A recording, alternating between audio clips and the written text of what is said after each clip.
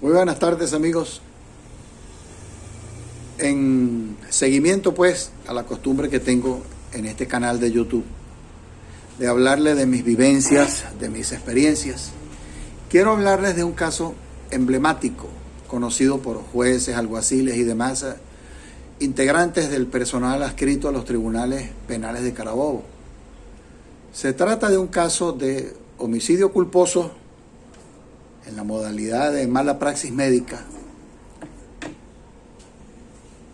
Y se trata de lo siguiente: un caso de un paciente que ingresa por emergencia por una afección respiratoria, eso fue en el año 2011, a una conocida clínica de Valencia, Estado Carabobo. Posteriormente fallece después de ingresar a la unidad de cuidados intensivos de la misma clínica. Los familiares denuncian el hecho al Ministerio Público y este abre una investigación señalando como presuntos imputados a un neumonólogo o especialista en vías respiratorias y a otro médico de especialidad internista y además intensivista, es decir, la persona que trabajaba en la unidad de cuidados intensivos de la misma clínica. Acusa la Fiscalía a ambos especialistas a fin de cuentas después de la investigación. Nuestra defensa entra al conocimiento de esta causa en plena celebración de la audiencia preliminar, razón por la cual no nos correspondió a nosotros ejercer actos de defensa en la fase preparatoria o de investigación y sin posibilidad de presentar un escrito de descargo o de excepciones, por lo menos confeccionado por nosotros, por lo cual nos tocó enfrentar el juicio oral en esas condiciones. En esta fase preliminar vale acotar que el neumonólogo, por sugerencia de su anterior defensor, se ausenta del país, por lo que la apertura de juicio solo acontece respecto de nuestro cliente, el otro especialista, es decir, internista e intensivista. Una vez iniciado el juicio, corresponde la lectura de la historia clínica, con más de 800 folios. Antes de terminar la lectura de esa historia clínica tan voluminosa, la juez encargada del tribunal fue premiada con su designación para la Corte de Apelaciones, razón por la cual ocurre la primera interrupción por hechos imputables al circuito judicial penal, al sistema. Posteriormente designan un abogado que se desempeñaba normalmente como secretario en el circuito penal, como juez encargado de ese tribunal. Comenzamos de nuevo el juicio con la lectura de la voluminosa historia clínica. Pero una vez más se ve interrumpido el juicio, una segunda interrupción, ya que fue designado para ese tribunal desde la capital un juez definitivo para ese tribunal.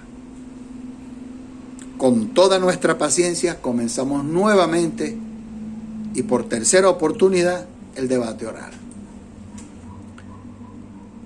Comenzamos a leer nuevamente la historia clínica.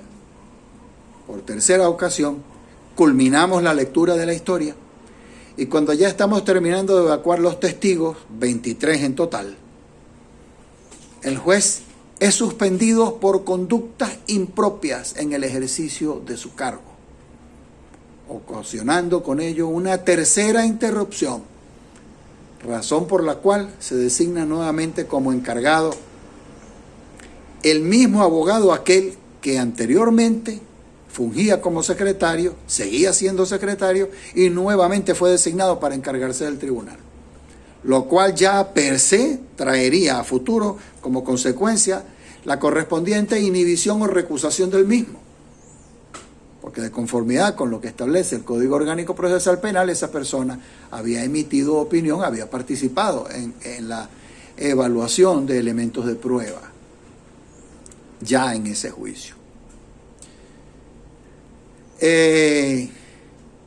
Luego acontece en nuestro país la llegada de la pandemia y en consecuencia no se llega a fijar el inicio del debate oral y mi defendido, dada su condición de médico intensivista, al tener contacto con diversos contagiados de COVID, también se contagia y en un tiempo pasmosamente rápido fallece. Con lo cual, obviamente, sobreviene el sobreseimiento de la causa, de conformidad con el artículo 300, ordinal quinto, del Código Orgánico Procesal Penal en relación con el artículo 49, ordinal primero, del mismo código. Haciendo una parte en los comentarios, quiero relatarles que el médico a quien yo defendí, de quien no daré mayores datos por respeto a su memoria y a sus familiares, era un galeno muy dedicado a su profesión, buena persona, mejor amigo. Su segundo hogar era prácticamente la unidad de cuidados intensivos del policlínico donde él trabajaba, y al cual se dedicó a tiempo completo y con mayor ahínco frente a la aparición de la pandemia. Por otra parte, indico que este médico recibió al paciente ya grave, el paciente que ocasionó todo el proceso penal, lo recibe ya grave encontrándose en la unidad de cuidados intensivos, y una vez que llega decide aplicar el medicamento Tamiflu, que era el indicado para contrarrestar los efectos del H1N1, que era en esa época la pandemia que estaba en boga en Venezuela. Gracias a eso, el paciente presentó una leve mejoría. Dicho sea de paso, la especialidad de él no era la neumonología. Como dije, era medicina interna y cuidados intensivos, por lo cual era lógico concluir que no tuvo relación con la afección respiratoria que presentó el paciente al ingresar. Y por supuesto tampoco era el médico tratante, porque el médico tratante era un neumonólogo. La especialidad define al médico que debe tratar el padecimiento. Mas, sin embargo, inexplicablemente para mí, fue acusado sin base probatoria alguna. De este caso podemos sacar varias conclusiones. Primero, que el Código Orgánico Procesal Penal debe ser necesariamente revisado, y especialmente el criterio de algunos jueces de que si la acción penal se encuentra prescrita, el juez de control debe tener la liberalidad de declararla antes de ocasionar al Estado venezolano el costo de un debate oral estéril. Primer punto. Segundo punto, debe hacerse una revisión profunda de la interrupción del juicio y vigilar que al menos el propio sistema de justicia no sea el que propicie las interrupciones de un debate. Interrumpir un juicio significa que las pruebas se deben repetir de conformidad con lo establecido en el Código Orgánico Procesal Penal. Hay que empezar desde cero, desde el principio, con el debate.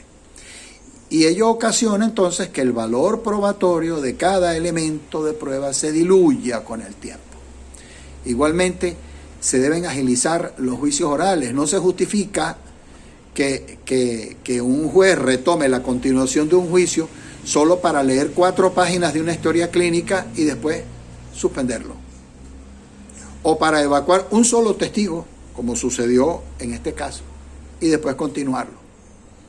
Debe revisarse las causas de diferimiento de un juicio, como digo yo.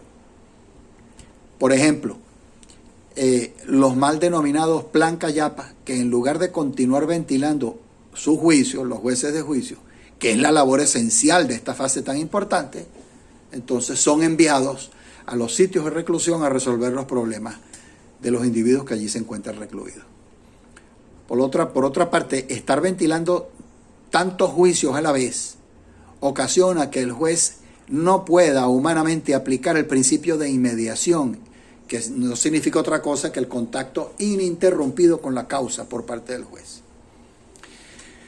Tercero, el Ministerio Público puede, y a mi manera de ver, debe desarrollar mejor su labor, pues no se justifica que acuse a un individuo que en nada tiene que ver con el resultado y desarrollo del padecimiento de la persona, como sucedió en este caso en concreto. Y cuarto, la intención de la presunta víctima de autos estaba bien clara en ese caso que les estoy narrando. No era otra que tratar de conseguir a cualquier precio, así sea logrando obtener la acusación de un inocente, una sentencia condenatoria, para así poder acceder, luego de que la sentencia esté definitiva y firme, poder acceder al procedimiento de indemnización por daños y perjuicios y demandar como responsable solidario a la clínica. Este procedimiento está previsto en los artículos 413 y siguientes del Código Orgánico Procesal Penal. Espero, amigos, haberles sido útil. Espero sus comentarios. Gracias por escucharme y por verme. Que tengan buenas tardes.